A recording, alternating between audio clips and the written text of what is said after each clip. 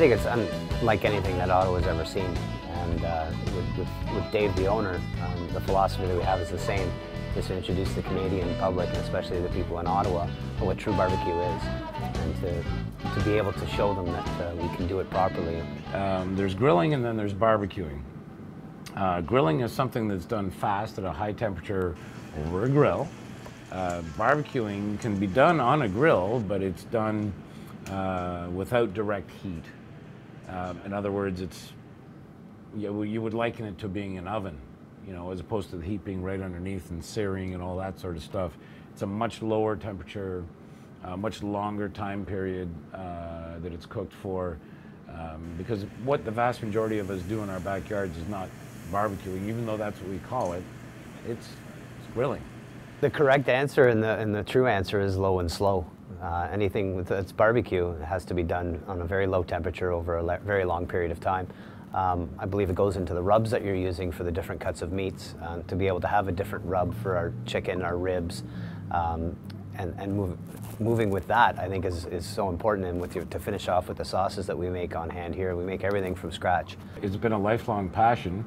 I just started grilling or smoking with my dad after about the age of 14, and we ruined a lot of meat together. The stuff I make now is pretty different than what, you know, my dad and I started with, but I'm pretty proud of what we make. Our meats are all naturally tenderized. We don't use MSG or anything. It's just a lot of cooking that actually tenderizes our food. Fall off the bone tender ribs are very much a Canadian thing. There should be what's called in the industry a certain amount of chew to the rib. It shouldn't just melt in your mouth per se. It's a piece of meat. It shouldn't be baby food. It should be something that you actually have to chew. And that's what our ribs are. And so they're pretty radically different than virtually every other restaurant out there.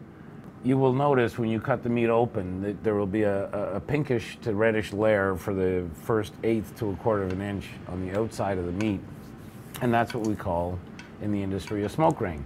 And if you don't see that ring, it's not actually smoked. That reddish pinkish layer is exactly what every barbecuer is looking for. Without that, people would feel it's not proper barbecue. So as far as, you know, when we're smoking everything, we want to do unique things as well.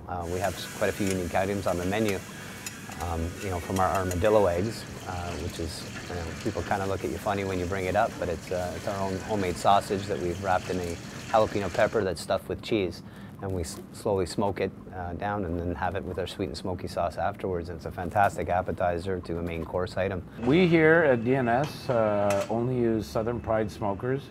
The temperature is very, very even, and it creates a fantastic product.